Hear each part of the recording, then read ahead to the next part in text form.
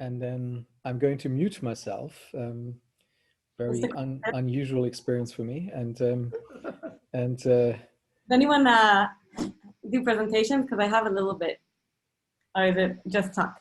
Feel free to do whatever you want. The goal is for the people who listen to understand really how you would go about practically building a community, or what aspect of that community you would be.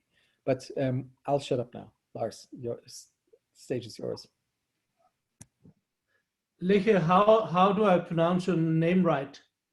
It's Leehe. Is it Leehe? Yeah, that's okay. I never met a person called Leehe before. It's unique. Beautiful. In Hebrew, it means she's mine, which I found very generous of my parents, saying that everyone who calls my name, I belong to them, but apparently that's the name. And you're born in Israel? I saw that you went to university in Israel, right? Yes. Before moving to the US. But if you should give us your bio, with it really in very brief, try to understand who you are as a person and the making of you, how would you tell that story in short sentences? That's fun. So in short sentences, I am Israeli by birth, but I have lived in the US, in Germany, in Berlin, in Belgium, in Holland, and in 3 places in Africa, and feel very comfortable around the world. So I'd say I'm very fortunate to be someone who feels that this world, this humanity is mine, and I'm very connected to it.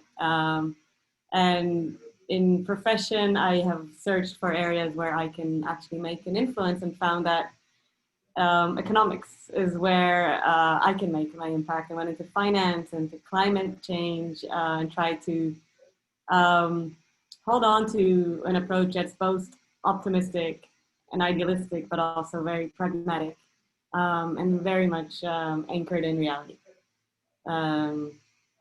So that would be a brief approach. Ooh. What is driving you? What is, you say this about that it is your world, but what is your purpose? What is it that you aspire to? What is your deep driving desire? What is it that you try to unfold? So I guess there's a personal drive to try to leave a mark, and to really help be part of this this long kind of centuries or millennia of effort to make humanity and it's a good society, to find a way where we can live as humans in the good society. I studied also philosophy, and I'm very connected to the world, that world. So that's one drive of leaving my contribution there. And for me, that leads to a world where the human is in the center, that people are people are people are people, and anything that redacts that makes people not people, or not see each other as such, with the amount of empathy and belief and ability to fulfill, to like be someone. Everyone has that potential. Anything that goes against that idea is something I would try to stop. And anything that supports that, and if it is through business or through social initiative or through politics, I'll support it. So I guess that's a kind of high level answer. I found that my focus can be, because of my circumstances, growing up in Israel, which is all tech, seeing how things can change. The one thing you can see about this country, if you grew up here, is how quickly change happens. I grew up in a developing countries where no one had anything. No one locked their cars or their house. No one had a car. No one went anywhere. Everyone's proper poor to a OECD level country with, you know, cost of living in Tel Aviv is about just as high as well, London. So I've seen it in my life, and so I've seen the possibility for change, and I have a big belief in technology and the ability of really bringing in new things and then disrupting.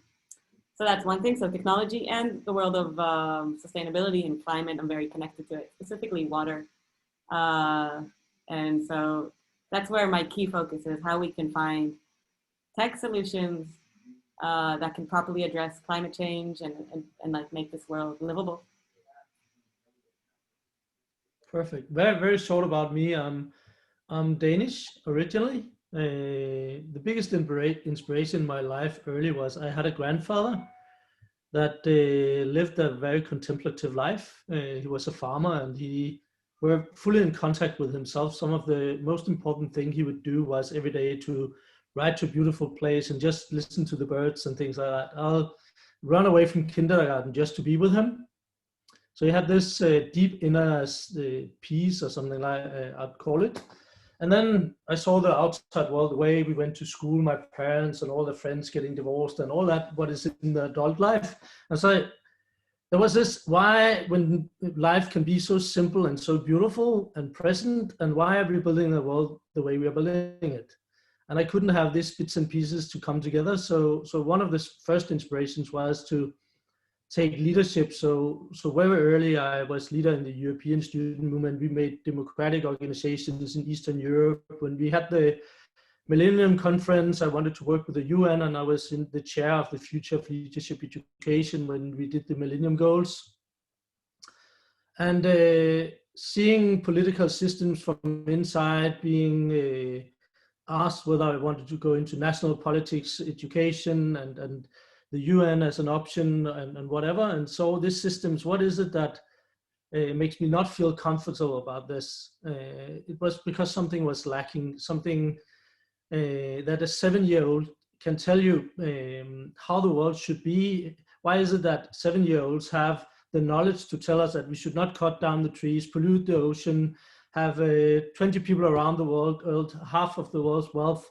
When the answer is so simple, why is it that when we send people to Harvard and advanced educations, they can't figure it out? That fascinated me a lot. So I had a process of trying to understand basically what kind of universe are we living in, because we don't understand the dynamic dimensions of the reality we are living in. And then the deep inner journey, what is the path to this inner peace I've been living as a monk? I'm a philosopher like yourself. And trying to find out how can we contribute in building a world where the logic of how simple it could be to build something lasting, beautiful, sustainable actually is, if we collectively could see it, and then understanding how difficult that journey is. So I've been part of building quite a lot of youth organizations that have spread globally in hope that we'll have people to see a different perspective, the inner growth as part of the equation. And lately I've been talking to Thomas that maybe we just need to play a totally different game and try to invent communities that try to unfold life in a different way, and find that really inspiring. So there's this, a 7-year-old can see what we need to do, and we build complex systems that can't figure it out. How can we help that process? And could we build some kind of alternatives that could inspire people to experiment at large scale and living differently, right? Right. A lot of really. What are you saying? I absolutely agree. I really connect to what you're saying. It's something I deal with on a very practical level, like on an actual day-to-day, because I'm building a community as we speak. Yeah. And in these questions that day, I also lived in a community. I lived in a commune for a while. Yeah. Had shared everything really, and dealt with a lot of these questions. And I think what you mentioned about the 7-year-old, I really connect to that. When I was 3, my parents got a diplomatic assignment to San Francisco. Yeah. Mid-80s, the difference between Israel, this poor country, where you walk into a shop and it's literally like, I've been in developing countries now. It's like a developing country. You walk to a shop and everything is in sacks, and you pull it out and put it in a box. To San Francisco, mid-80s, with giant everything and convertible cars and this ridiculous amount of wealth and nature that is so accessible. And we were there for 4 years. And so returned when I was 7. So this is the point. And I think that was a great present for me, because it allows you one thing, and one thing I feel I have and I managed to receive for that is perspective. It's the perspective to see that what is going on does not have to be. What is not written by God. It's not the only way to be. It just happens to be because the context and the cultural situation that led to the emotions, fear, historical events. That is what is right now. But at any certain point, any of the issues that we see are not necessary. And I had that gift from basically age 7 and being able to live in a double consciousness of this is what I see, but this is not the only way to do things. And growing up here, which is growing up in Israel is challenging on the identity level almost every day as you develop your identity. What does it mean? You're told you're Israeli, you're told you're Jewish. What does that mean? What does that mean? Well, what does it mean to you? You're told you're part of the collective. This was a socialist country. An individual does not matter. What you want does not matter. The question is, what can you do to help your country or your people? That is how you are taught in school. Not what you want, not what you're good at, but how can you contribute to this greater goal? So identity, questions of identity, and what's important to you and who you are, and what your society looks like are actually talked about quite often. There are a lot of youth movements that really engage in that. So I was reading Buber probably at 6th grade and discussing what does that mean and where is my potential, my fulfillment versus my consciousness. And it really is something you carry and you have to answer when you're here, because do you go to the army? Do you kill in the name of this country? You have to decide that by the time you're 16, 17. Sorry, I interrupted you. So just wanted to tell you, I really connect this idea. No, it's just very, very meaningful, because what you say, we come out of a history that is predestined to us, and we have to, at some time, see all of these stories and mechanisms that have put into place that dictate us who we should be. And it's very helpful, like you growing up in Israel, part of a tribe, basically. And you should find a way, how can I be part of this society, but also be myself? That's really, really interesting. And you brought in a very strong perspective. To understand these things, I think you need to look at things from different perspectives, like in Israel, San Francisco, Africa. I had the same experience actually living in Africa as well. And these different perspectives make you see that there's a lot of different recipes for life. And your one is not the only one, but you have to understand your recipe, because it's so embedded in your cultural DNA. So you have to deeply understand it to try to change some of the mechanisms in it. And that's what you're talking about, isn't it? Yeah. Like one of the toughest questions, like you say, is going into the army as a 16-year-old and be confronted with that question, because there you are strongly and physically in an opposition to somebody else and have to deal with it. Right. That's really a tough question. It is, and when you grow up here, people don't really, the majority doesn't really ask themselves that question. Of course you go to the army. You know, it's not a choice, like everyone goes to the army. But when you do have a bit of perspective and you realize, wait, I can leave. Yeah. I don't have to live here. I don't have to go. Do I have to go to the army? Like, once you have that perspective and you're not kind of deeply covered in this paradigm that you are told that this is reality, then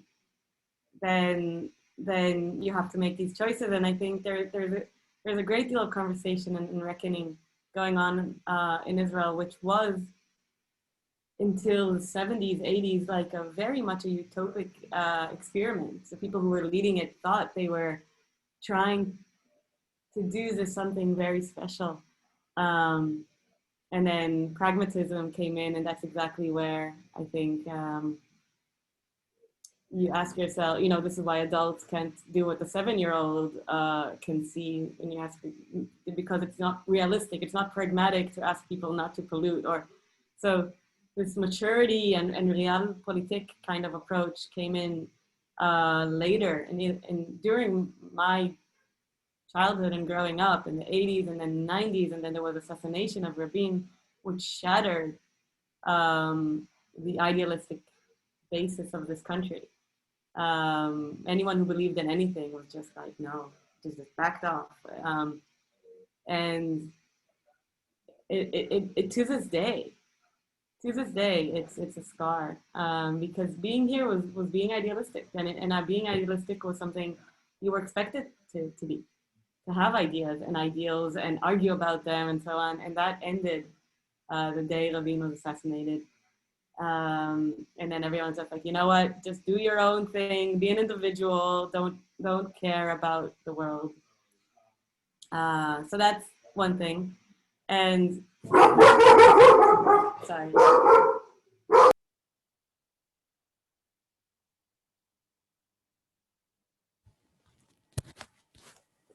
They're big dogs. My Hungry. apologies. My apologies. So one thing I did want to show you, I did a little graph, because when I was thinking of my relationship with communities, is I thought it's a bit of a story. And it could be a long story, but I thought I can just do a little visual of it, which is here. So this is like the little places I've lived, but totally the army is a big deal in Israel, and people can actually choose what they're going to do.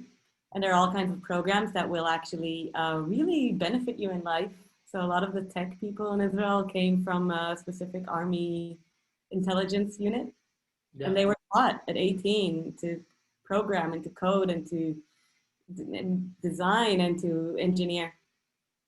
And I was accepted to that program, and my brother went to that program, and my sister was in the Air Force, and I did not want that.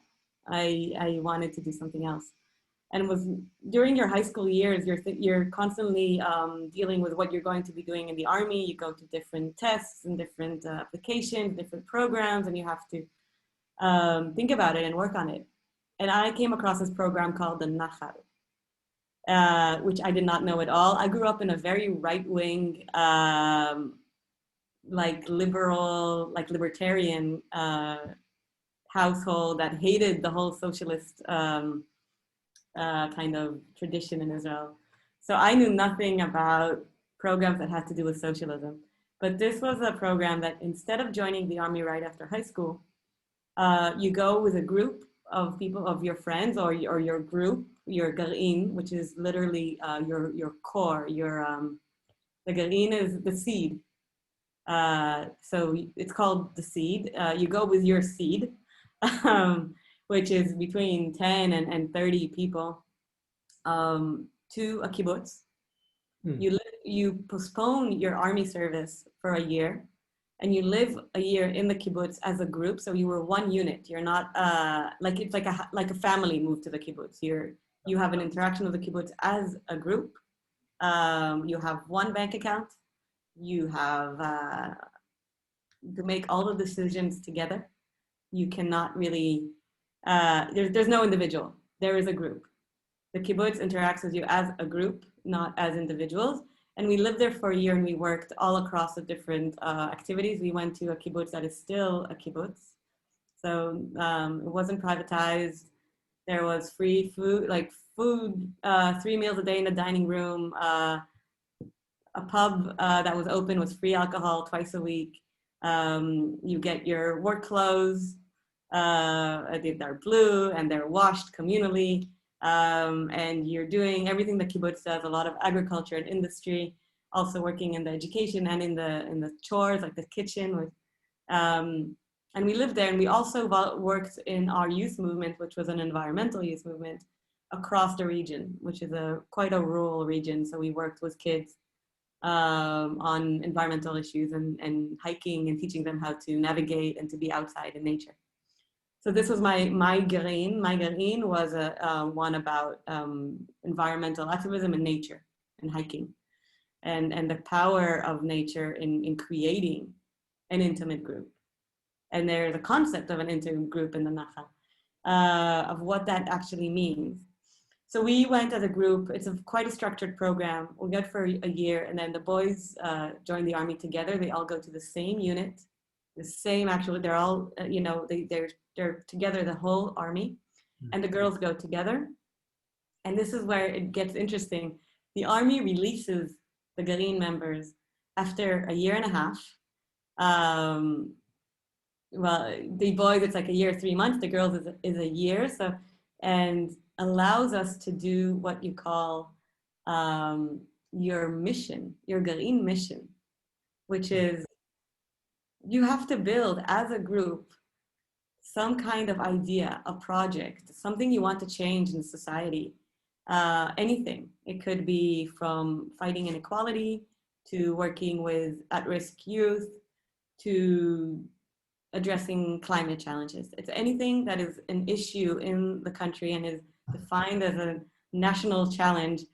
The Gerin members can create a plan and a work plan, which they say what they want to do, who are the partners in civil society or different kind of activists or public sector that can help them.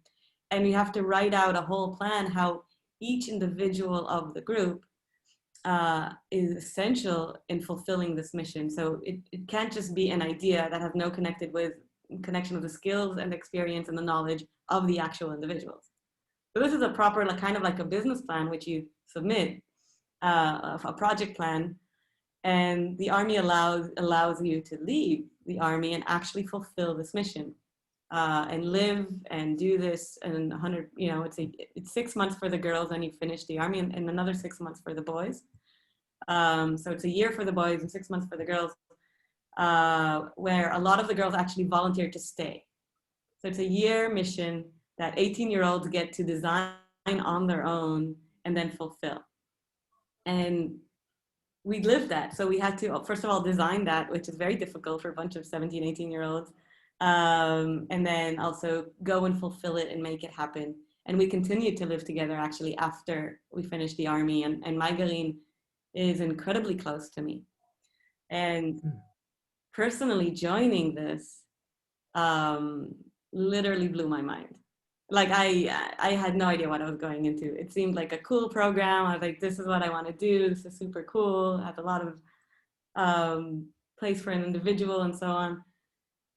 But actually joining what the Nachal defines as an intimate group, so like a proper communal group, is a huge journey psychologically, emotionally, and at a time, and after I did it, it's a huge missing gap I think we all have, and we're not aware that it's missing until you find it. So when I was a bit older, I was like 19 when I first really fell in love and had a partner. And I find that is the closest parallel. Like you can live all your life, say, I don't need anyone, it's fine, I'm living my life alone. And you fall in love and you have a real intimacy with a partner, and you're like, oh wow, life is so much richer when I have that in my life. Having an intimate group is that. It opens up this way of experiencing life and this deep, deep emotional, meaningful approach to what you go through, which you didn't know you were missing. And it's very hard to continue living without it afterwards. Like it's always a craving you have once you've experienced it. So that's I think one of the most influential things I went through in my life. The 4 years I lived with these guys. It's super hard, and it's not a simple thing, but you learn a lot. But I've carried it since, and we're still very close friends. But we don't live together anymore. but what a beautiful way to grow up, to bridge between your upbringing and becoming an independent, collective individual.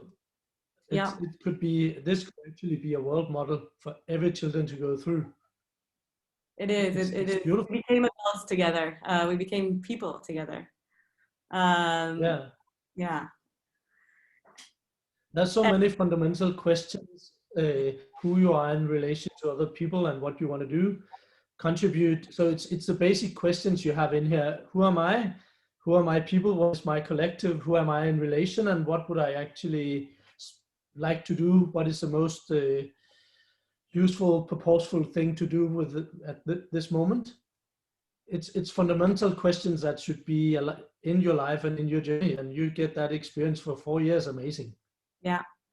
And I was actually So what? more fortunate because everyone joined the army and did traditional roles in the army, whatever they did. My job in the army, actually, my service was around working with these groups. So I was not actually part of the army. I was part of the youth movement I belonged to, working with basically preparing younger layers, like 2 years or a year behind me, to create the basis of this group, to be prepared when they come to the kibbutz and to create their group, because that work actually starts when they're 16. So 2 years before you go, you start meeting, creating the groundworks. There's structure and thinking. The first thing you have to come up with is a name, and then you need to come up with rules, and then you need to come up with objectives for your group. Who are you? And the most important thing is, how do we make decisions? Which is the number one thing. And this is, they're doing it at 16 already. And then the work is working with these smaller groups as they prepare to come to leave their homes and move in, and then supporting them throughout that journey, that first year, which is very, very meaningful. Especially the first 6 months are very, very meaningful and very difficult. A lot of groups fall apart if they don't have the proper support in the first 6 months. And is this written down in some kind of document, and is there a structure around how the team is supported? So not really. So this is kind of a weird cooperation between the army and the civil society, and I won't go into the whole historical reason that it exists. It's a long story, but it's a legacy story. The army does not like it. They're like, we train soldiers, we want them to be soldiers. What is this stuff about identity and collective? Why this not should be in the army? So it allows it, but like my role, which was a Garin instructor and basically a guidance counselor for the members as they are going through that, is not an official role in the army. We were all listed as clerks. And the people who did, we went through a 4-month course, like an intensive course in army bases, right? This is all in uniform, in the army. All of it very unofficial. So the people who designed our course were the graduates of this program 3 or 4 years older than us. They brought in the content based on what they learned and what they did. Brought in a lot of guest speakers, so we had a whole module of group dynamics psychologists, because this is a lot about group dynamics and understanding what happens to humans in a group and the dangers of that. It was a lot about philosophy and learning about socialism and the early kibbutzes and why, the ideological movements around them and what happened. So it was a very intense theoretical course that we went through. None of it is official or written that I can give it to you. I mean, I can give you what we went through, but it was all under the radar. So as far as the army, if you look in the records, what I did in the army, it says clerk. Yeah, but you have an extremely unique experience here, and even if the history has been built up, coming from the kibbutz movement and continued, and the learnings have traveled through generations of people doing this. What is the key learnings? What if you should take the essence of the experience into understanding how we would? Okay, you already did it. I have that. We don't have too much time, and I don't want it to be too much like content. But I can, you know, this is what I dealt with for years. And I was really kind of a missionary for a while. I really believed everyone should find their group, and I talked about it endlessly. It took me probably 10 years till I stopped pushing this idea. But so instead of getting too much into theory, I can tell you what my key kind of insights are into it. So first of all, they said, in essence, the collective experience or being part of a proper collective is incredible, is amazing, and I think it's necessary for us. We're missing it. We don't know, but we're missing it in all our body. But because we're missing it, we don't properly acknowledge the dangers of it and how vulnerable and how challenging it is. Think how much information we have about being in a relationship, how much psychology and how much books are written about how to communicate and what to do and what happens when it gets violent, like all these different possibilities that we know when we start a relationship with a partner. There's so much information we have about how to build a relationship and what are people in a relationship supposed to do, right? And how they make decisions, and all that is known to us. We don't have all that information when it comes to groups. And so I've seen a lot of groups that are really bad, like they're doing bad things without knowing it. And there's a few things I think people fall into. The number one thing is what I call the founder syndrome, which is different from in the tech world, in the business world. The founders, if you ask the founders of a kibbutz, even in their 90s, when I lived in our kibbutz, I worked in agriculture, in the apple orchards, with the founders, the people who set up this kibbutz in the 40s and 30s. They were in their late 80s and 90s, and they were working, and they were some of the happiest people I've ever met, most fulfilled, felt that they have, contributed something to the world. They have created something. So the founders are super important, and they come with an ideology, and they come with all these ideas, and they make rules of how this collective works, how our decision made, what are the boundaries between the individual and the collective? Like, when is it allowed for individual to, go for 2 months to do whatever they want? There's a million rules in order to have a functioning, fair collective. What they forgot to do, in 99% of the time, is to create proper mechanisms to change the rules. Instead of seeing it as this is our rules, as we, the founders, have designed this idea, and this is what is good for us, they see it as the rules that they'll fight for and even die for. This is the way to live, without acknowledging that this is their way to live. And what happens is children born into these collectives and these kibbutzes that never made the choice to join, to see how this collective works and so on, never made that active choice, essentially grew up into horrible oppression, because everything in your life has rules. Where you eat, how you eat, what you do, where you work, who can do what, and you had no hand in designing those rules.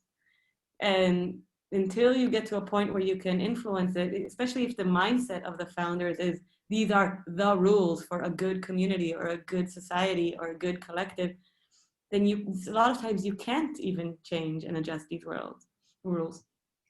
And the most interesting collectives I've seen are ones who understand that. I've seen an urban kibbutz that every year they go through all their rules, and they have a bunch of different stuff. They believe in education, so any member at any time can leave their job and go back to the academia and get another degree, right?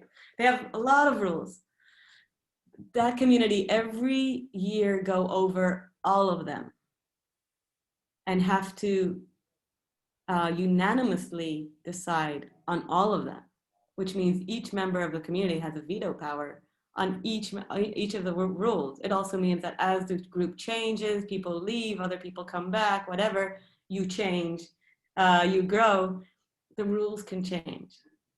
So having choice and adaptability and change built in I think is the number one thing that most people forget. They're like, of course there we can change the rules down the line, but we forget these dynamics of groups that the original things that we did just for fun become traditions, and then they become cemented, and then naturally there are people who resist to that change. Like any little thing that we did very quickly in a group setting becomes, this is how things are done. And people hold on to that. So if the mechanisms for change are not built in from day one, it's very difficult to change it. That's the number one thing I've seen, which has to do a lot with just humility and understanding that, you know, we are just humans, and we are very personal. We change, we're different, we're all different. The other thing, the other pitfall that people fall into a lot, and stop me whenever you want, but one more thing I remember a lot is this thing of group dynamics, and which comes back to actually the question you asked me, was what role would you like to take? And what happens in group dynamics is that people take a role naturally. A lot of times it has to do with how they grow up, you know, if their family dynamics. So if they're the middle child, they take a specific role. If they are the peacemaker in their family, they'll be the peacemaker. If they're the joker, they'll be the joker. So these are psychological patterns that we have in any group setting. So people naturally take a role. But in an intimate group, so a commune kind of, you know, very, very tight group, that role sometimes could be also oppressive. So you are locked in that role. I can tell you a story from my garin, which was, afterwards I studied about this stuff, and I was like, wow, this is it demonstrates exactly the theory. So one of my close friends in the garin is the funny guy. You know, he's constantly joking, he's constantly telling jokes, and all the time telling stories. And we'd have these long discussions every day. We'd sit and have a garin talk. We were 34. That's a lot. That's a big group. We'd sit for hours, probably 5-6 hours a day. And every time he would start talking and we'd be in the middle of a serious conversation, he would make jokes and everyone would just shout at him. His name was Yoav, and Yoav, shut up. And it became a joke, you know, every time he opens his mouth, he tells a little joke. The whole group starts laughing and shouts, Yoav, shut up, you know, and we're 18. And he laughed and we laughed and everything is fine. And about 3-4 months in, you know, we're having a serious discussion. He starts talking. We think he's going to be making a joke because that's all he did. And he's trying to talk and we're shouting, you know, Yoav, shut up. And he gets up and he's like, I'm not going to shut up. And we realize that for 4 months, we've been shutting this guy up. A friend of ours, someone we love. And you don't realize how you put people in a role that they cannot leave afterwards, that defines them. So that's one of the big dangers. Again, the adjustability, the change, the allowing individuals to grow and to change in a group is one of the hardest things to do, and you have to really put a lot of thought into it. So when you ask me what my role was, my immediate thought was my role would be to create a structure where where the roles keep changing, where you're not locked in and this is what you do, because eventually you want to do more. You don't want to be pegged as this is the person who does that.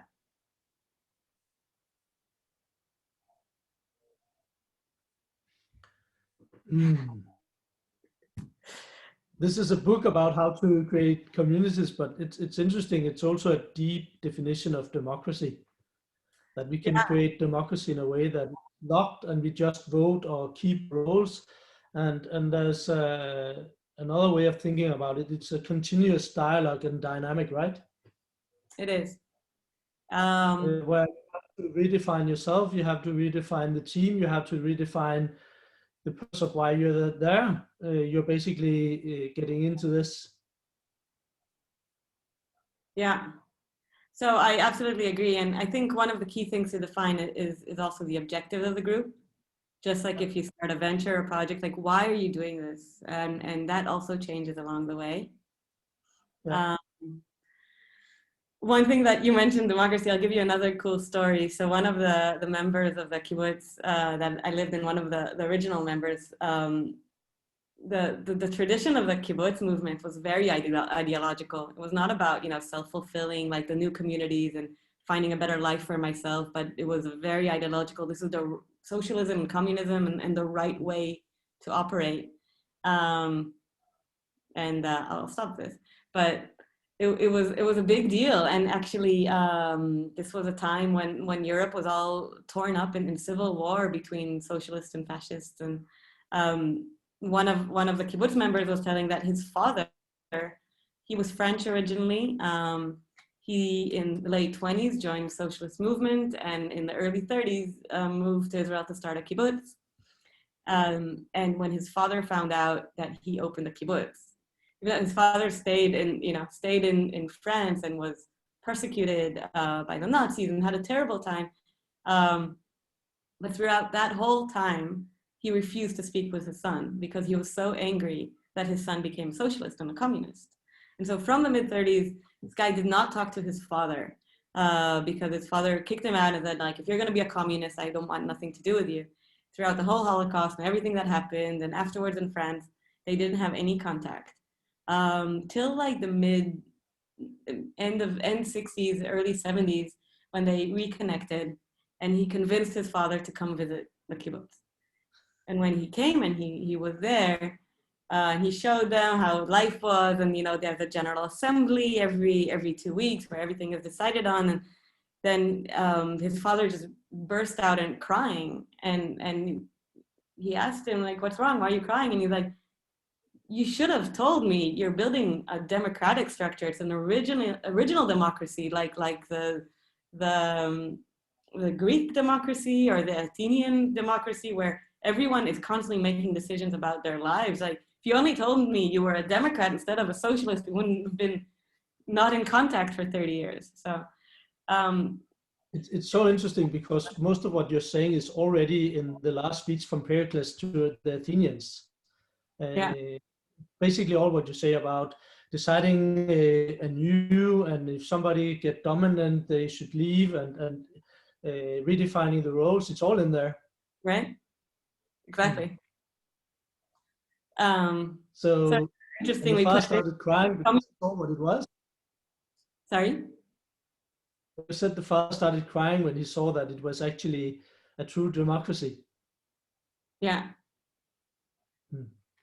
It's very interesting that we add all these definitions to what it is, but really it's quite simple. It's just a bunch of people allowing themselves to fulfill their individual, like if you again look at it in the frame of like a relationship with a partner, then the good relationship is the one that allows both individuals to thrive and to fulfill their potential and to be happy.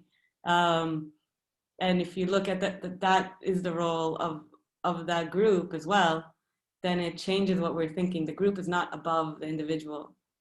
It is there to help the individual fulfill themselves in the best way. You came, I think you're right into the core, because the purpose is to help the individual fulfill, but because the building block of a community is individual. And of course, there's a building block in what the individuals become in the collective, but see that is a dynamic that mirror each other totally, is basically what your insights are telling. Yeah. And so, I do want to tell you that, so, you know, I left Israel, I lived all over and found my career and this kind of issues, but, and put aside this whole idea of a collective and having a group and a tribe or whatever you want to call it, until a few years ago when I was traveling the first time in Portugal and heard that there are a lot of these new communities being popped up around Portugal. And I found that super interesting. I started learning about that. And then a year later, I came back to meet some of these communities and to learn about them, just drove around. A year after that, I came back again, this time with my partner, and we did a month all around the country and getting to know what's going on there. There are thousands of different communities that are just a wide variety of what communities are and how they work and why they're there and the rules they decided on and what they even define as a community. And then last year, so 2019, we went, in 2018, when we went, my second tour, we started thinking about it. And we said, you know, maybe we can find something that's interesting for us. And we spent the whole year kind of learning about these issues and started thinking maybe we can move and join a community that is very much in ecological or sustainability principles, that is in nature, that is using technology. Just started thinking about this idea. And we went on another trip this time, about 8 weeks. Really taking time and spending a proper amount of time in the community that we found were interesting and asking them to steer us to the next one. Learned so much of all this, these kind of discussions, what we were having all the time. And as we grew, we kind of realized we haven't yet found a community that we connect to. And we created this whole, our own kind of objectives and underlying values and assumptions that are important for us. We saw, first of all, that we're quite aligned. And we realized we couldn't find anything like that. And we talked to a few more people and they're like, yeah, that's a very different approach. And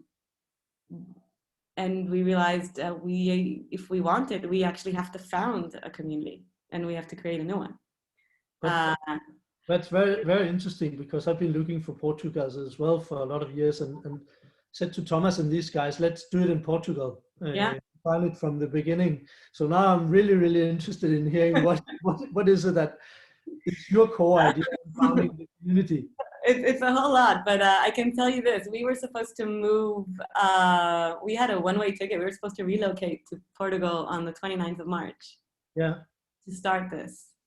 What we decided, it was, first of all, to go to the region that we connected to the most. We met a few people there, and to rent.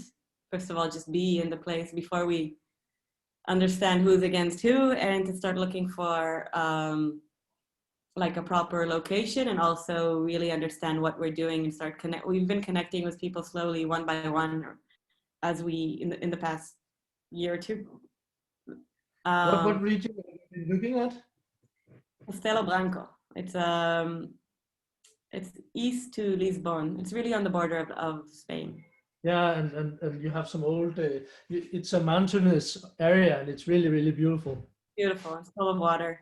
And it's relatively still empty and very inexpensive. Rural. It's very rural. It's very rural, but yeah. Well, I mean, most of Portugal, in part of Portugal, is rural. But here, we went all around, and we found ourselves coming back to that region. And so we can talk a little bit about the principles. But one of the things we're very careful about is to have first a conversation about values, and then actually create the principles with the people, and not make the mistake of having our idea all set in stone and then the idea being above the people. So we have. That's also a design principle. It's putting the people together and start the process collectively, right? Yeah. So it's basically about finding a vibration with some people and say, should we start this journey together? Right. Because else it would be against what you have been learning through the journey, right? Yeah. I can say that I can talk about the framework, which is what I talk about now, which is adaptability at all times. So have mechanisms of change built in, have humans in the center. So a humanitarian approach in the philosophy of humanists, have sustainability and ecological principles and technologies in the center. So we an idea of what that means and actually practice it and do regeneration and like take a region that has been overgrazing and is dead and like really practice and test regeneration if we can do it, regenerating of soil and water, So these are kind of principles we have. But the other principle that we have is that that it's open, not open in terms of people come and go all the time, but open is in a lot of the communities are these bubbles, and there are these very closed places where people, if you ask them why they're here, they say they escaped. They had enough of modern society or whatever. They gave up on humanity, basically. And they're like, it's all awful, it's all shit. We'll just create our own little island, and we will create, and this will be nice. Paradise. Yeah, and I don't connect to that. That's the big difference of the stuff. I think I want to be part of the world. I want it to be a place where people can visit, and let's say have a couple months in the year where our friends and families can come and stay and just be, to have a gathering place, and to be connected to what's going on, and to still try to have stuff that can be replicated. And we're thinking of a demo site for different technologies around sustainability, bring people in, not be a desert island. I think, you know, for me, I tell you, optimism and pragmatism. I'm still optimistic. I still think the world can shift direction, and we can work together and address this crisis that faces us. And I don't want to opt out and say, you know, this will be my whole world. And so a lot of people, this is their whole world. They never leave. They come to these communities, and this is they just maybe once a year, or what, I don't know, twice a year leave. And that their world becomes very small, and the individuals that they interact with become very small, which means the ideas that they're challenged with are very small, right? If you know everything around you and all the people around you and so on, and everything is familiar, you're not challenged anymore to think creatively, to second guess yourself, to be critical. This is exactly what happened with the kibbutzes. You just think you are the king. You know, you found the way, you have the answer, and no one can argue with you, and there's no dialogue. So I want there to be a dialogue. And that's our difference. So these are the kind of principles. That means that people can have a job. A lot of communities, people don't have a job. They work in the project, the community. But Leah, this is perfectly in accordance with what you were saying. I wouldn't have expected you to write down 10 rules. It was exactly this I would expect you to tell. So you don't have like the old kibbutz people. You are not a part of the founder syndrome, right? But you have facilitated. You have understand that this is a process about becoming more who you are, and in that way building a community that could hold the individual, and the individual can hold the community, and it's an interactive process all the time where your worldview will also shape the community. Are you a contribution to something bigger than yourself, or are you containing yourself? So the view of the reality that you're living in is also very part of shaping the community quite a lot, actually.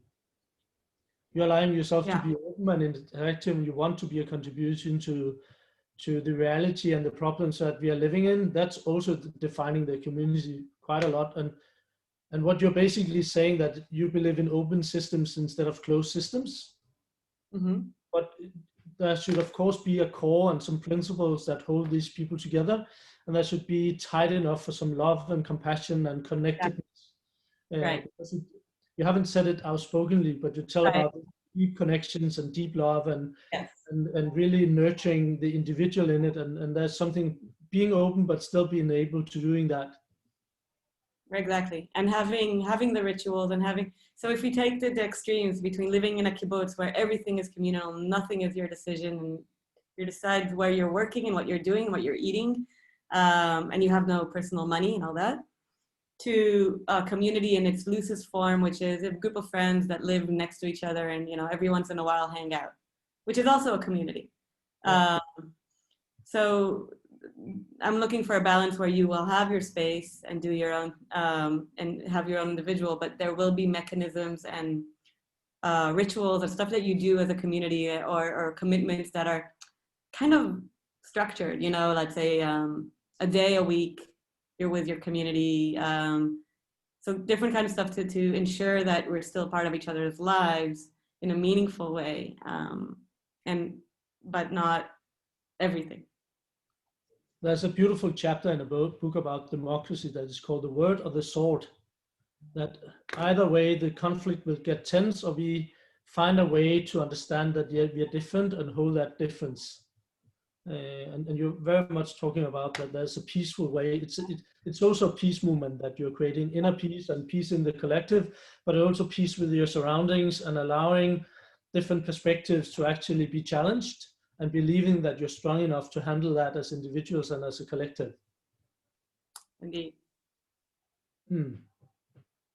Actually, you could, as you say, have talked and elaborated a lot more, but you have, in a very, very beautiful way, been able to nurture this into the essence of your learning so far. That it's the purpose of community is growing the individual, because when we allow that, we grow the community, and a strong community is a contribution to something larger than itself, because then it's also in a peaceful interaction with the reality outside. Or it's never outside because it's embedded, but people need closeness, and we need love, and we need this deep connections as well, at the same time as we need to be flexible and open for new relations and new kinds of love and new kinds of insights and learning. So I think you have understand or described a really clear and powerful lessons here. Well, it's an idea. How to go about it is, well, there's a lot of just faith that if we're accurate and very explicit about the values at every given moment, that we'll reach it. You know, just be where we are right now. This is the foundation, and then hopefully we'll see it happen. And I think what Portugal allows is that we've seen so many of these communities, and we've talked to people on different levels. We talk to people that are the first 6 months on the land. They're just building, people who are people are 5 years, 10 years, 30 years. And so you can see it happening. Like you just have to have faith that if you're accurate and honest, you can create that, you can design that kind of structure. But what you said, that there need to be an intention, that's basically what you have. Yeah. And then it's all about the process and the learning along the way. You don't know where this will go. It will be shaped by the people and the process, but it's the process and the commitment to that deep process that will unfold this and make it happen. It just make an exploration of joy inside to listen to you, because it's so to the point. Thomas, do you have any things to add? Yes. I'm just starting. Yeah. It's been really beautiful, and to learn about that side of your life and the depths of that. Very, very nice. What I've heard is that when you interact on the level you were describing, there's a lot of groundedness required in the people, and Lars? Yeah. Okay. I just want to make sure you know that you're online. I know I am online. Okay. So there's a lot of groundedness required, because it seems to me that you're assuming that everybody's acting in good faith. What are your thoughts on how to deal with bad actors? Yeah, that's one of the things I wrote in that little presentation I did. The who is about who's joining and also who doesn't join, and also how do you kick someone out. I can tell you in Margarine, the most traumatic part of our whole process was when we had to decide if we're kicking someone out. And I can tell you it was awful because we didn't have the mechanisms and the structures. So we didn't have ground rules around that, which made it, and we were 18 and we didn't have anyone guiding us. So we were on our own. So that was really, really difficult. And I learned a lot from that. And I think the key ideas are having the structures, the rules, right? That you design, you and your group members. So you say, so for us, it's important, like nonviolence is important, or this is important, or that is, these are the ways we want to live. And this is what we're going to do it. And in that design, already there has to be, I think, a thought of what happens if someone doesn't follow the rules. What do we do as a group? And I can tell you a few mechanisms that work, but if you compare it again to a relationship, every two people have a find a way. And what happens when someone does something that's not allowed? It has to be yours. It's a mechanism that is developed by the group members on what do we do when something is illegitimate, and it has to be agreed upon everyone. That this is what happens, and you get like a strike one, strike two, maybe, whatever it is, but a mechanism that is clear for everyone from the start of what are our boundaries. What do we not do and what do we do? And what happens when we cross the boundaries? And of course, it's not like, oh, you're out. Maybe there's a conversation first, and then there's another one, and then there's maybe sanctions, or, then don't participate until you got, and then, so just, again, think of a relationship, like how quickly, if you're living with someone for 20 years and they do like there's a separation and there's a stage and until you divorce. And if you don't think about that from the beginning, you find yourself in an impossible position, which a lot of times can break up the whole group, the whole collective. Kicking one person out can actually destroy the entire collective if it's not actually designed in advance. So you have to somehow find the balance between designing the core principles, values, principles, rules in advance, without that hardening too much, so that you don't fall into the how did you call it, the founder? Yeah, I think the core group, the founders actually have to really be concrete on the rules. Yeah. But they do have to have a mechanism for it to change every year, just like we did with Geet, or every 6 months, or every whatever, every new member, or every. But I wouldn't say I'm keeping it open right now because I'm just one person. Maybe we're two as partners, which is also challenging. But until we have, let's say, 6 to 10 people, we don't want to get too attached to principles. Once we do, though, we will. Well, we want it to be actually quite concrete. And in that, from day one, is in what context are you no longer part of this place? And that includes touching difficult issues like money, like career choices, like relationships, like communication structures. What happens when someone goes through, I don't know, depression, and cannot contribute to the group? Okay, if it's 3 months, it's fine. If it's 3 years, if it's 20 years, you have to actually think about these things, and knowing that it will change, right? So you have to put placeholders, I think, on what you think today, and be as honest. The idea of honesty, and just be have like clear and conscious communication, to make sure that you're understood and other people understand you. But it's not easy. It's very tricky, but really necessary. Absolutely necessary. Money and membership are the two things that have to be touched on right away. In order to have that, have the possibility for an honest conversation, the people involved in the early phase, at least, need to be really well grounded in themselves.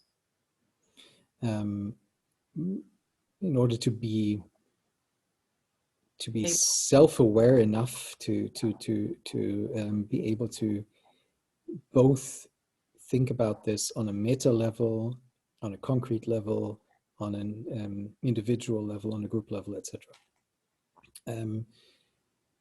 What are your thoughts about nurturing that groundedness, understanding whether potential participants are grounded enough to join in the beginning, where things usually are still very fragile, because you have to have these intense, important, and tough discussions. Okay, a few thoughts here. So when I was kind of preparing my notes in that little presentation I did, I was thinking, I think one of the differences I think between the old kibbutz movement and what I see now, this community movement, has to do with that the old kibbutz movement was idealistic, meaning rational, like this is the right, the good way, utopic. And what I think now, this is more an emotional approach. So this is what I need, this is what I feel, and so I think that the groundedness is one thing, but I think what is most important is like emotional intelligence, and that the first conversation for me with people about what we're trying to do is an emotional one, and understanding that we are led by emotions. Our thoughts are all nice, but really, especially when you live with people, there's a whole emotional spectrum that you have to deal with. And I think anyone who hasn't gone through that awareness process of what they're feeling, what they want, why they need it, won't fit in. Like it won't. There's a minimum amount that there's like our kind of people, that we have the same language, that we can understand each other, and that have the emotional vocabulary to explain what is going on with them, and that they have to actually commit to continue explaining what is going on with them. So if they're angry right now, to say I'm angry and I need a minute, right? I can't speak right now because just even to know what is going on with them. I think that's a condition. The second question is how you maintain it. And I think in terms of the group I would like to build, and it's not any group, but just the one I connect with, just like that urban kibbutz I mentioned, which is a fascinating example, by the way. They're called Kibbutz Tammuz. I believe in learning. And so they put in lifelong learning as one of their objectives. So I said before, anyone at any point can leave their job and go study. And even if you have 8 kids, how many, like the kibbutz will take care of you and your family for that period. So never is career or money or pragmatic kind of issues will be in the way of your learning, any one of us, right? And that's a bit extreme, but I think some kind of presence of learning should be important. What they do in addition is that one day a week on Fridays, every Friday is a learning day, which is organized. They have it like organized a year in advance, because a lot of times they'll bring in, let's say I decided to do a degree in astronomy because, I don't know, I wanted to. So if there was a course that was super interesting, I will bring it to my kibbutz. I will to my members, right? And they'll have like 5-6 sessions of that course. So they're all constantly, as the rest of the members learn, you're learning too, because they're bringing in the knowledge they collected, and that's the way they structured it. But that's an idea. But what I would do is a structure like that there is very concrete learning days that have to do with growing and learning around the principles that we want to live by, as much academic and data we have, experience of people, lectures that can come and talk about it, so that it's built in, so that we have the foundation to, it doesn't matter where you are, after a minimum condition, that you can continue growing that. But yeah, it needs work. It's something that needs work. It needs attention and yeah, emotional intelligence, and then being able to express what's going on with you is really key.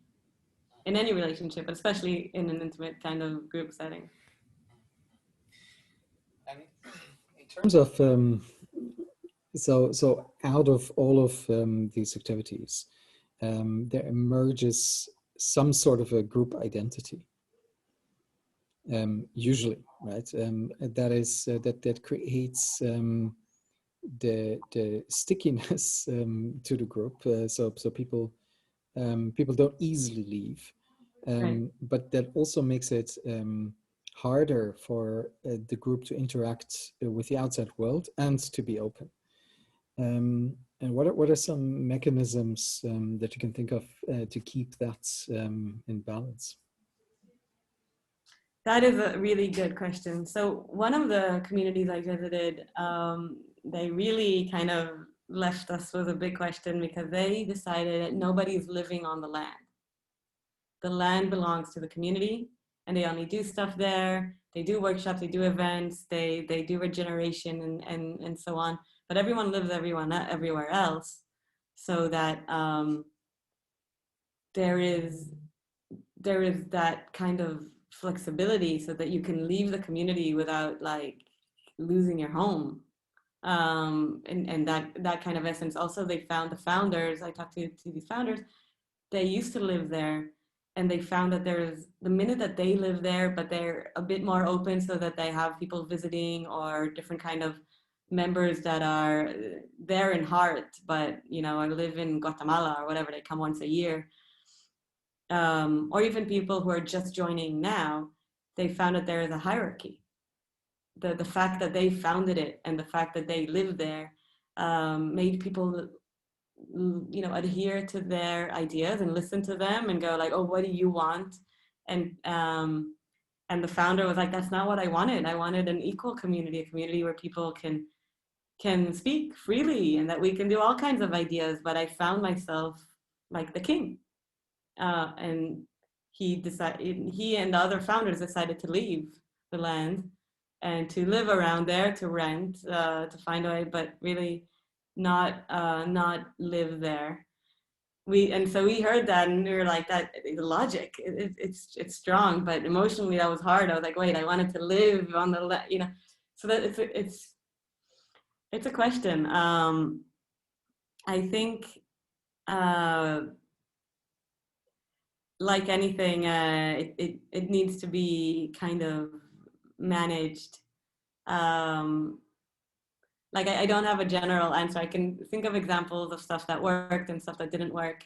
I know of a community that keeps moving. The whole community they're now like 300 people and the children, and they do events and workshops. So they do like tourism, right? People come to every 12 years they leave, they move physically, which is insane.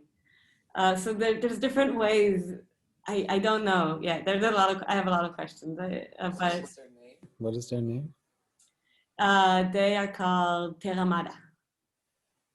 Terramada. Okay. Yeah. Very interesting. Yeah, I have a question that borders onto that. So part of the question was around engaging and interacting with other communities. Right. So right now, if you go to Portugal and you set up a community, you do that within the confinements of some nation state, right? And there is a set of rules that you accept, and in return, that nation state will enforce rules that protect you. But whether that's going to happen or not is irrelevant. But let's imagine a world where the idea of the nation state breaks down, and you're left with communities and or cities that are independent actors. And now you are a community somewhere near Lisbon, and Lisbon might decide that they need some slaves, right? So how do you deal with threats, with concrete threats like that as a community? That's a great question. I never thought, you know, I have a more optimistic view of the world. I don't think we're going there. But I can say based on what I've seen, right? So kibbutzes, and I didn't go into it before, but the reason there's this unholy marriage between the Nachal and the army, and that the army is okay with these hippies leaving the service and going to do a national social challenge, is the history that during the 30s, when there was a British mandate here, and there were a lot of attacks by the Arab population on the Jewish population. The Jewish population was not allowed to hold arms and protect itself. So people were being murdered, and they were not allowed to train and to have, you know, it kind of reminds me of this situation, right? You're being attacked. What do you do? And the origin of the Israeli army really is in this kibbutz. So 18-year-olds, they finished high school. They were sent to a kibbutz to learn how to do communism, to learn how to do kibbutzes. So during the day, they worked in the kibbutz, and during the night, they trained and learned how to be soldiers. And this is the basis of the Israeli army, because this was before Israel was independent. This was the army. When 48, the independence war, or however you want to call it, in 47, 48 started, and, you know, Arab legions attacked from Jordan, from Iraq, from Syria, from Egypt. The army that existed were these units that were trained in the kibbutz, which means the kibbutzes themselves were these settlements that were out there that were intended to hold the land. They were built as defense posts a lot of that time. If you look at the Israeli map, across its borders, most of the kibbutzes are along the borders. They were set there as places to protect. So they were units that were set to protect. That's what it reminds me of your question, where there was no fence, there was no border. Like bad actors, including just robbers, or, you know, native, whatever, would come through and they could take everything.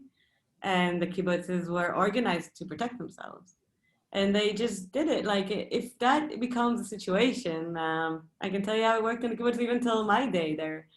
Like, you have a month, a year that you have to work, whatever your work is. A month, a year, you're working in the kitchen, cleaning dishes, serving the food.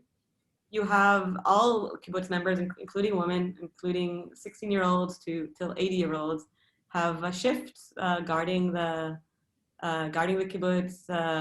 There's different posts that you stand in. There still exist, and it's part of the chores of running the place, just like making the food that some people do.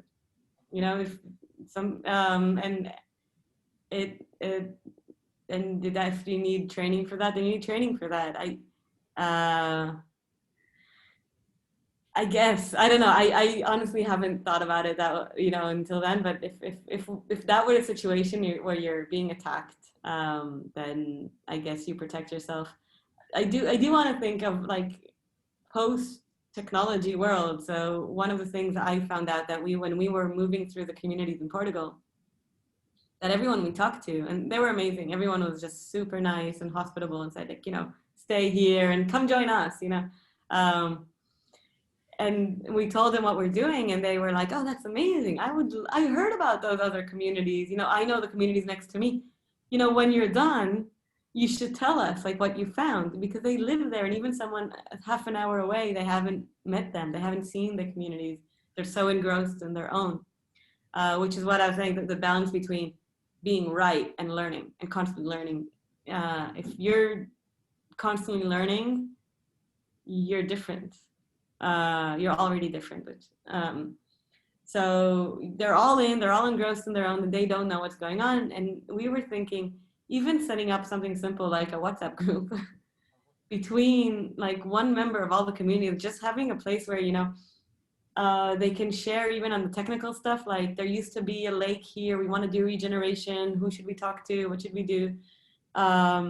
these kind of conversations about decisions and models. So having a platform of communication among the communities, I think, is super important. We don't have that now a lot because most of the communities are so closed. They're just about their community, their little island. But it's not that complicated. I think that's something that will happen. And just having, if you are committed to learning and to change, then you're interested in knowing what's going on in the other communities. How did they build that? What kind of compost are they using? It just, it happens naturally, and a lot of the people in this world are curious and open. That's a crucial question. So the reason why I ask these questions is not necessarily because I believe that this is going to happen, but this is a way of testing edge case scenarios, right? So if you start, we've only been talking about first generation now, right? So let's assume the community is successful, and there's the next generation and then a third generation. At one point, you will have to start thinking about genetic diversification. And you will also, just like you were just pointing out, that you need to embed mimetic diversification in way of learning and being connected with others. How do you ensure that these two elements are embedded, mimetic and genetic diversification, over time? So again, I guess it's a different vision of what we're considering, like that life looks like. But if you take the community as something that is there out of choice, like people can still live in cities. It's not that the world has been destroyed, but it's something that people want and have found, either designed their own or have found by choice, by their own preference. Like you're shopping, right? Like very much in a pluralist society, you find the community that is most fitting to you, and its objective is to help you live a better life, not the only way you can survive. So that's the kind of mindset I have, right? This is a lifestyle choice that I think fits a lot of people, but it's very much based on your individual preferences. And so if I take that mindset, and I'm sorry, it's not quite the answer you're looking for. I really like, again, another community I know that when the young youth that are born there reach 18, they're kicked out. They have to leave for 2 years. They get a stipend, they can live wherever they want, they can rent, they can travel, they can go to school, they can do whatever they want. But for 2 years, they're not allowed to live in the community. And then if they want to come back, if it's their choice to come back, they have to go through the whole process of acceptance like any other member. This is an individual choice of adult individuals. This is not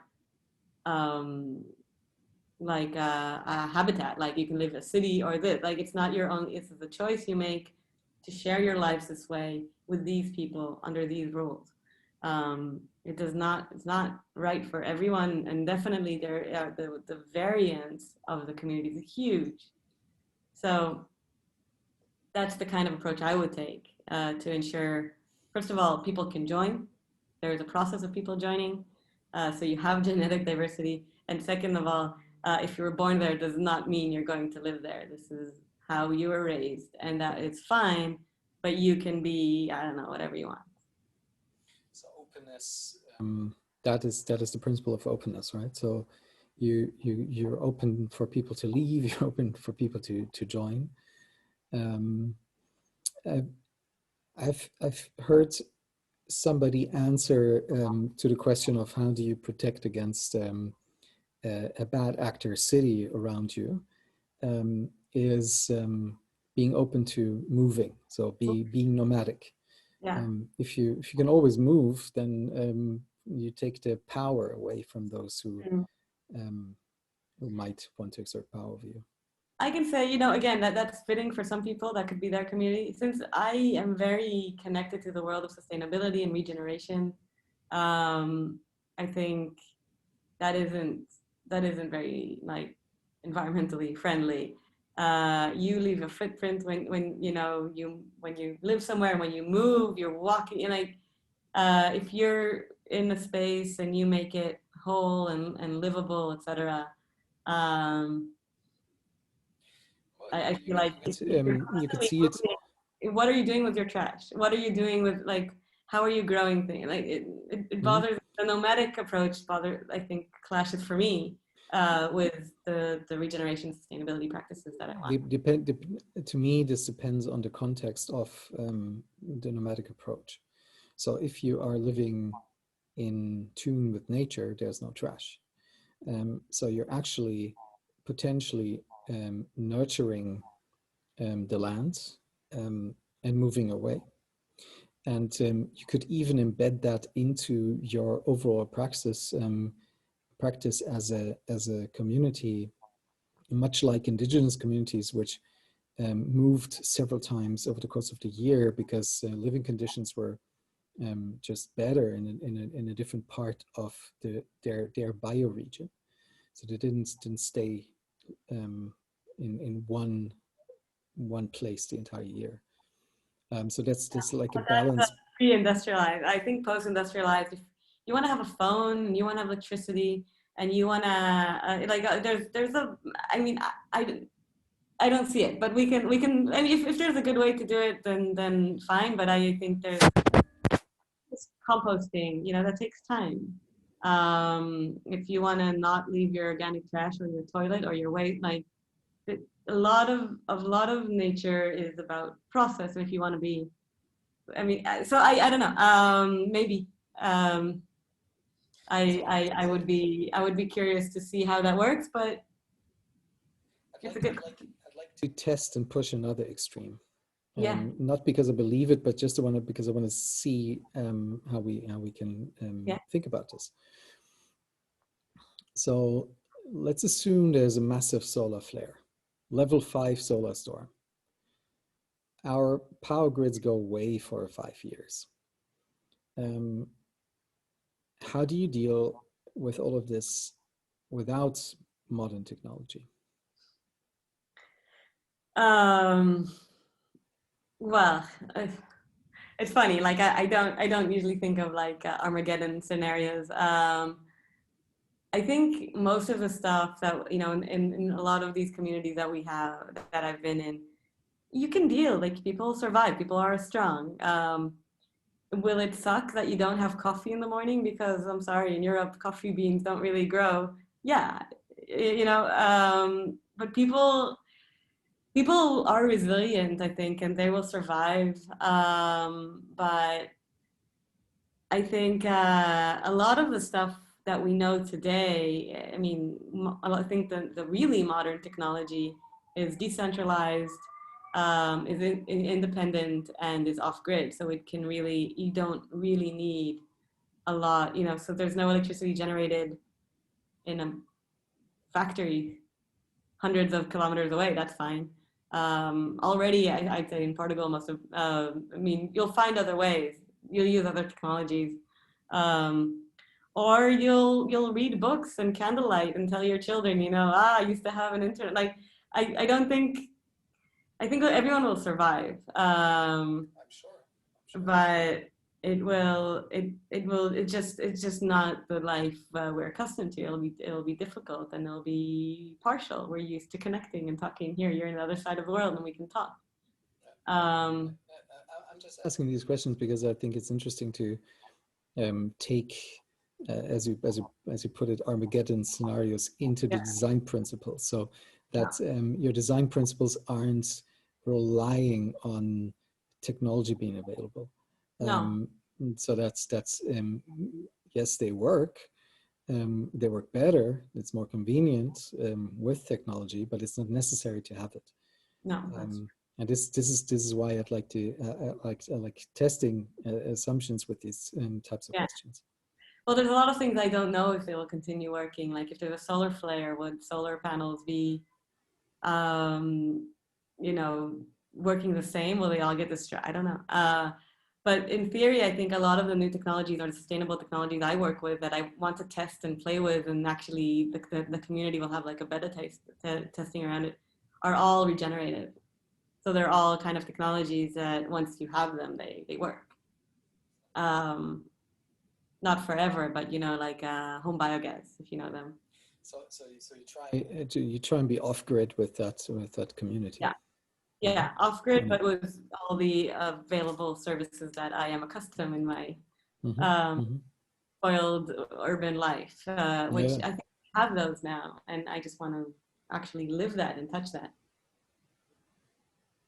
Okay, so that's what you would take from the current setup and take the energy generator options available, and biogas production, all of these important elements, and incorporating them from the get-go.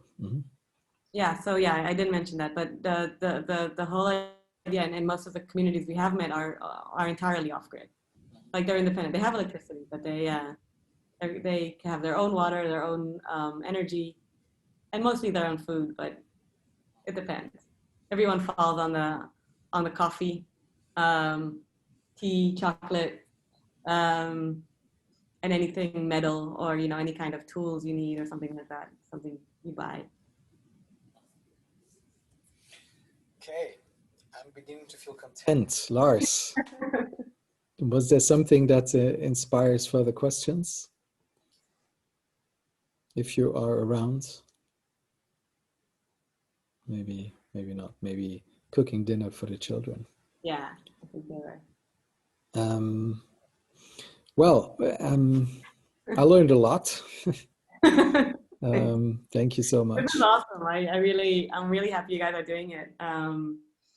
It's funny because Lars asked like, did you write about it? It's written, and like I feel like I'm coming out. Like this is in my head and with my friends, but never openly with other people. Well, if we're trying to have more of these conversations, so if you think of somebody who you would like us to speak with, I'm super happy for any connection. Yeah, I'm terribly curious about the Theravada people. So if you also, happen, have you talked to Tamara? Not yet, no. They also moved 3 times, by the way. But it's not part of their principles, right? No, but their principles are about themselves. So they started in Germany, and they found that this is not good, and they moved, and then they were in a different place in Portugal, and they're like, no, we need. There are good reasons, and they moved. And like the community is more important than the location. They moved a few times. I can try to get this community is very cool. It's led by this French couple that came in the 60s. Amazing, and they are really inspiring people. So I don't remember if they have a phone or anything like that, but I can try to get in touch with them. That would be cool. Thank you. Yeah. Lars, is there anything else you would like to know? Well, I would very much like to live with Leehe for a year somewhere, try to explore this. That would be amazing. Let's. We're hoping to make it there around February, March. Hopefully after the winter surge. So you're welcome to. Yeah. It sound really amazing. It could be. We talked about another location, Thomas, but it could also be really interesting to go to Portugal, as there's this tightness of communities, and do a little of that travel and spend a month in the forming of this first journey of this community. It sounds really amazing. That would be amazing, yeah. And I love I think the questions I have is much more connected. Sorry? We didn't say anything. Didn't say anything. You go, Lars.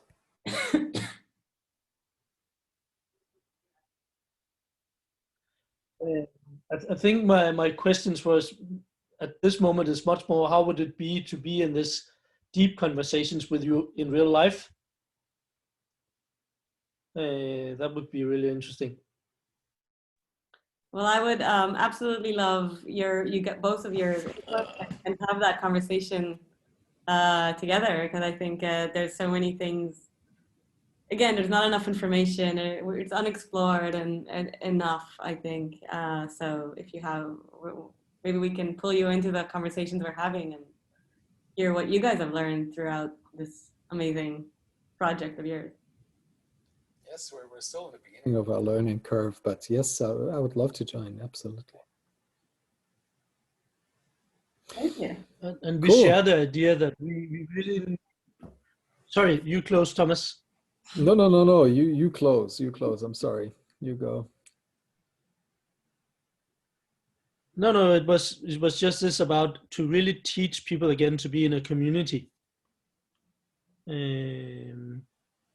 and see how much people grow in it. I was part of a Danish education for some years that basically put a group of people together, young people together for 3 years, and they travel the world. And of course, they learn a lot of different stuff, but this about being a community for 3 years is the core of the education. That's really interesting to see how well a lot of these people have done afterwards and how much they understand about leadership and building organizations and being part of society from that experience that you can't really learn unless you are, and that's this kind of deep relation where who you are is mirrored by and reacted by a group of people for a longer period. Yeah, absolutely. I've used that term myself. I just am unsure about the term teaching. What I'd like to see is more like a sharing of knowledge that people can use to learn, which is like teaching, but in a different way. It's different, yeah. I like that.